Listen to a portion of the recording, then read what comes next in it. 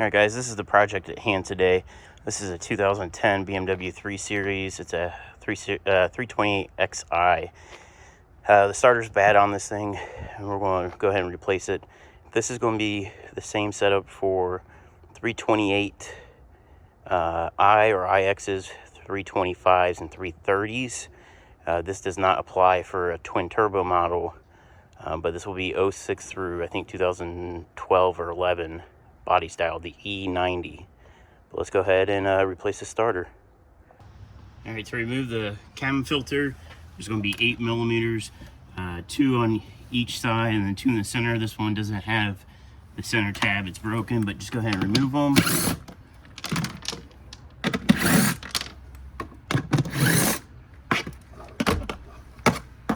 And these go into plastic, so when you go put them back in, be very gentle. They'll strip out real easy, and these two actually didn't feel like they were grabbing very well.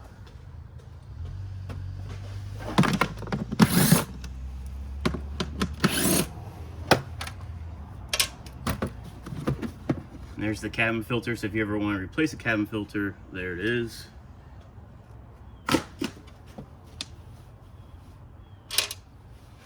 Go ahead and remove these covers. There's a tab on the back.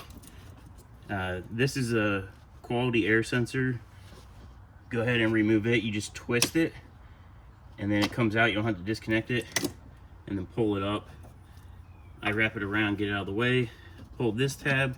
There's a tab right here, and then this rubber tab, and then that covers off. Same thing on the other side. Tab on the back, tab on the front, rubber tab, it's off. There's going to be an 8 millimeter screw right here, same thing on the other side. Let's go ahead and remove those.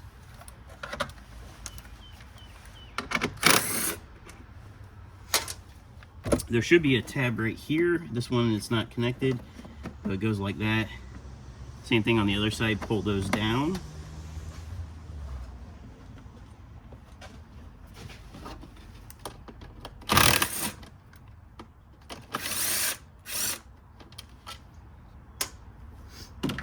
Now, the last step before removing this is there's a wire harness holder right here in the center. We got to unclip that wire, and then we can pull this housing out.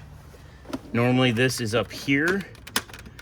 This is broken on this car, but you're going to pull this forward and then it just kind of hangs. And then there's 3 sets of tabs. Just take a screwdriver and pop these open.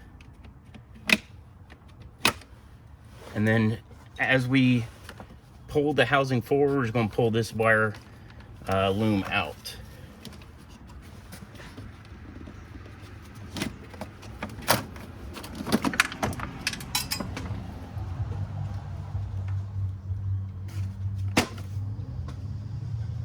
All right, now we have more access. This wiring housing's just going to kind of sit there. We need to get this valve, well, it's not a valve cover, it's an engine cover, off, and it's held on by 4 5 millimeter Allens. There's one right there. There's going to be one down that side and then 2 up front. So let's get that off. All right, I can't find my 5 millimeter Allen. A T30 fits a 5 millimeter Allen, just so you guys know. I'm just gonna make what I have work.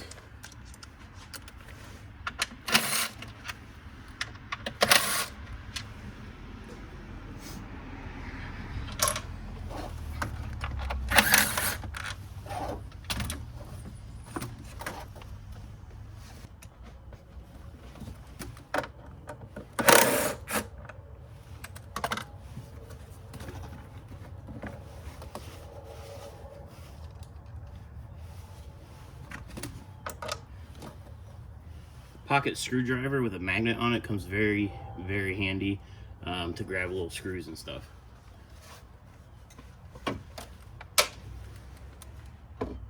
Now this cover just lifts up.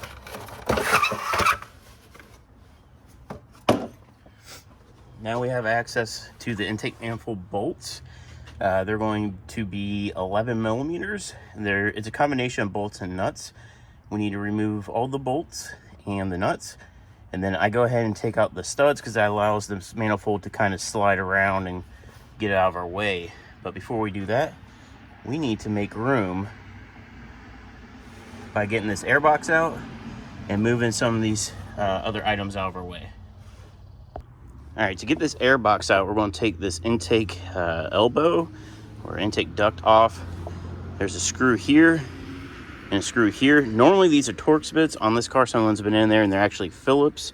So we're just going to use a Phillips screwdriver, remove these two screws. This kind of pulls out and back and pops off. It's just held on with a couple clips. The box itself just has two 10 millimeters, one there, and then it's going to have a worm clamp right there, which is just a flathead to undo the actual intake boot to the throttle body. And then the mass airflow sensor, just use a flat screwdriver and unclip it, and then we can take this whole assembly out and it frees up a lot of room. So let's do that now.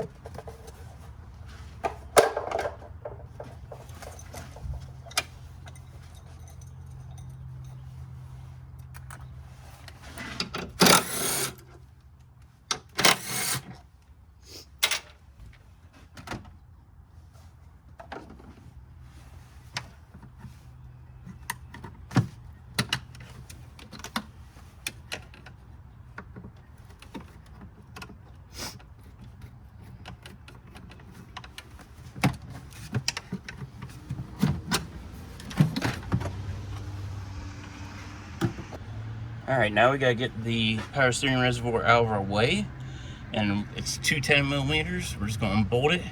We're gonna get this. This is the brake booster vacuum supply line. It's just held on by a squeeze clamp. We're gonna get that out of our way. That way we can swing this pump over into this area so this manifold has enough room to slide this way.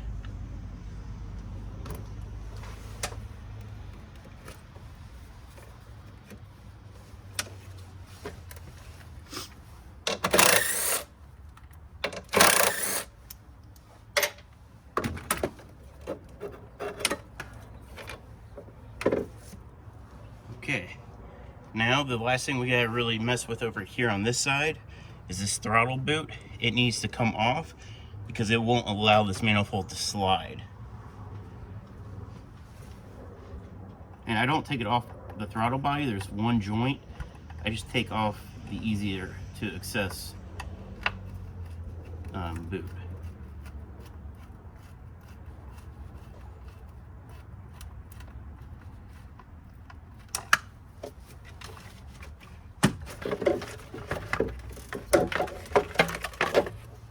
Which is this guy. All right, there's one step left. What we have to do is there's a crankcase vent line, which is that guy right there. That guy needs to come off. It goes from the back of the valve cover down underneath the intake to the vapor separator. This line is very brittle. We have to take it off because when you go to pull the intake, it's going to stretch on this line. It's going to break on you.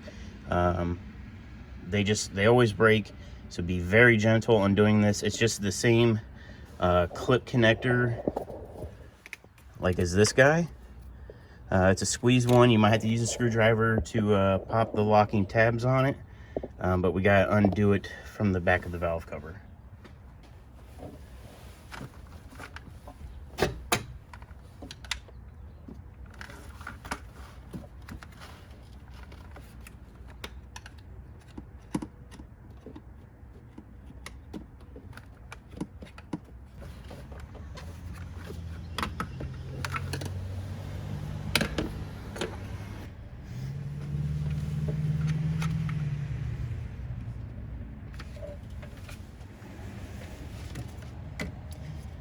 this little cover just pulls off. And this is the power line that we want to remove. And if you guys are, you should probably just disconnect the negative from the battery terminal. I've done a bunch of these to where I just do the power line. But obviously do that at your own risk. It's a 13. But yeah, definitely disconnect the battery so you don't arc or ground yourself doing this.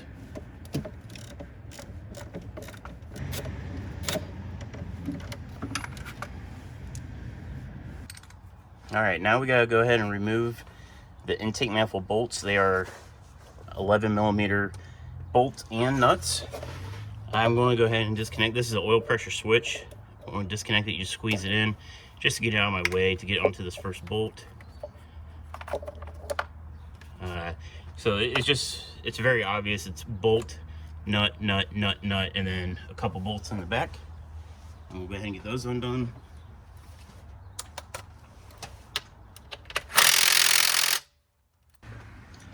My impact isn't strong enough right now to break these loose, so I'm going to break them loose by hand.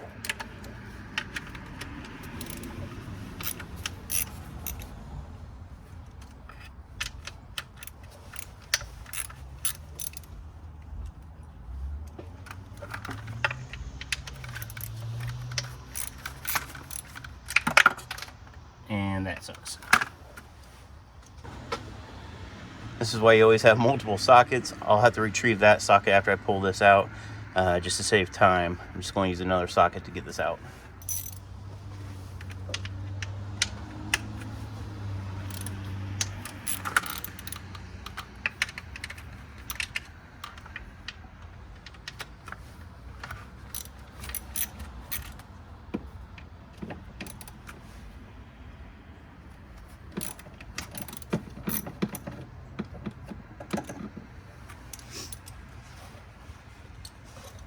For the very back bolt, having a universal, which is this guy, will help you out. I did not use it just now to bust that loose, just to show you don't have to have this, but to get that last bolt, you know, if you're using electric impacts or pneumatic, this does help.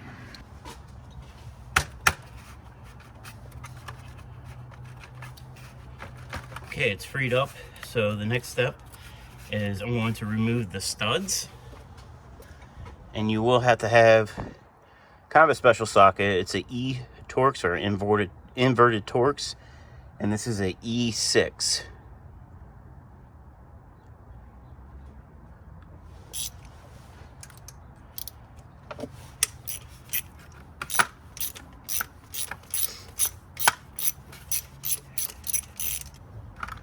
There's 3 studs, by the way. The rest are bolts.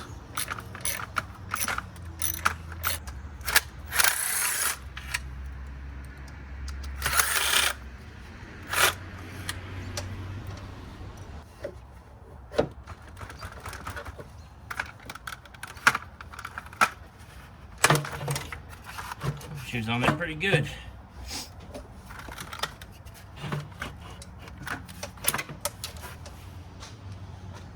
All right, that's all we're really looking to do. The starter is right there. There's going to be one electrical connection. That's just a clamp you pull off. The main power line, which is right there, this is the nut. It's a 13mm. We're going to go ahead and take that off, and we're just going to push that to the side. All right, I think this would be the best way to show you guys how this thing is installed. So it's installed just like this into the transmission. You're gonna have a 13mm nut right here holding the power line on. Here's your starter solenoid signal wire. That's just a spring clip. You pull that off. This bottom bolt goes in this way. You can get that with some extensions, and it's on the bottom side. The starter sits just like this. This bolt will be your tough one. It comes in from the transmission side, and I'll show you what I use to get onto this bolt. It's a little trick because it is a pain.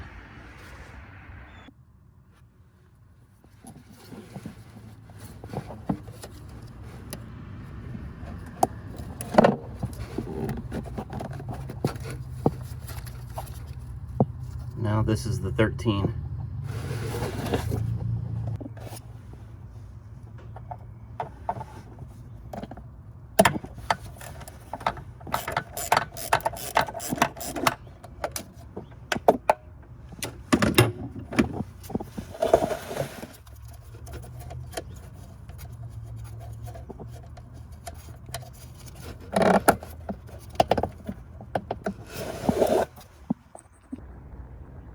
The bolts for the starter are E14, which is an inverted Torx, or E-Torx. And we'll go for the front easier one first. And you can barely see, the light's kind of blinding it out. It's right there on the edge.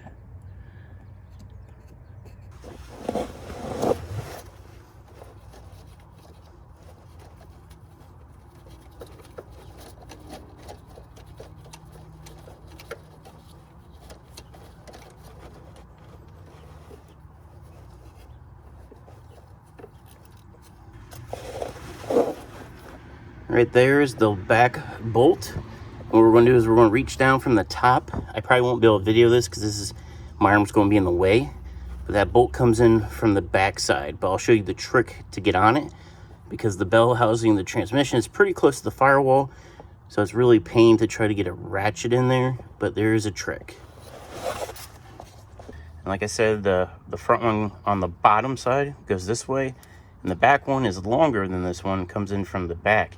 Now, I've been doing this for 15 years now, and I don't have the tool, but the tool to really use is E14 ratcheting wrench.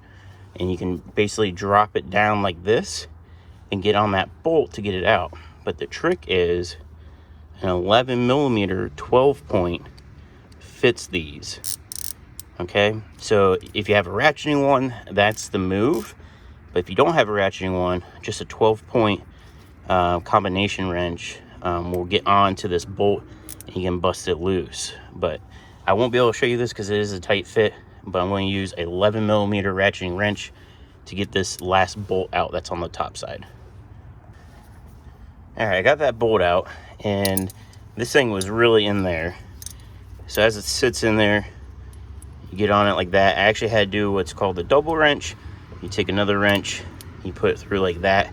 It doubles the length to give you more torque on that bolt. I just couldn't break this thing loose by hand just like this, so I got on it with that. It's just labor. You know, you really got to try to crank on this thing to get it to break loose. But once you break it loose, it's easy to get out. Now we can remove the starter. All right, guys, I actually made a mistake. This bolt I removed was actually a transmission bolt. The bolt that holds the starter was actually right below this. So don't make that mistake that I did and I took out the wrong bolt. I gotta put this one back in. But anyways, the bolt that goes into the starter is a lot longer than this one.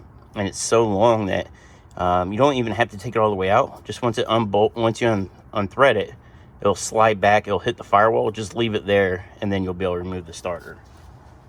Right there in the center is the bolt that you need to get onto.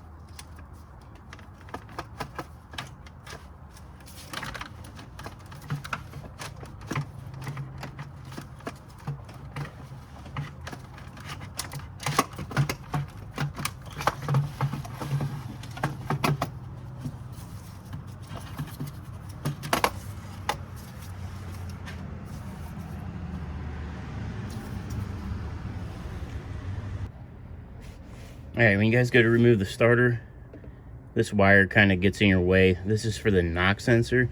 Be careful not to damage this. You don't want to rip that out. So you just gotta kind of maneuver the starter out. Now to install the new one, we're just going to do the reverse process of what we just did, but we're going to stop halfway through. Once the air box is back in, we're going to stop there. We need to get the air box in, the manifold back on, and then we're going to make sure that the car starts before we put all this stuff back together.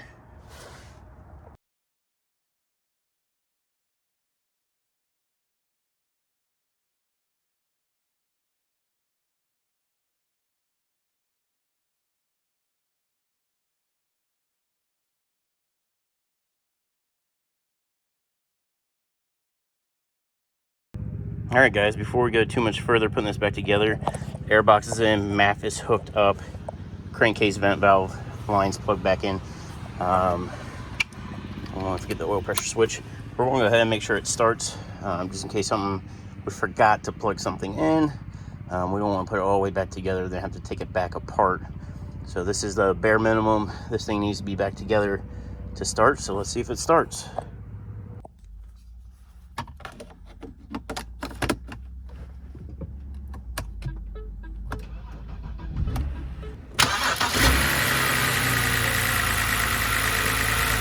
All right.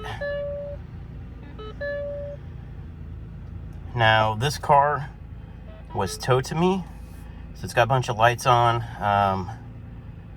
You know, it says it's got headlight out and a bunch of faults, but it's just here to get a starter put in it. I don't know why the check engine light's on or all these other lights. Brake, ABS, and traction. If they want to have me diagnose what's wrong with it, then I will, but all they wanted was the starter done, so that's as far as I'm going. Now it's just time to finish putting this back together.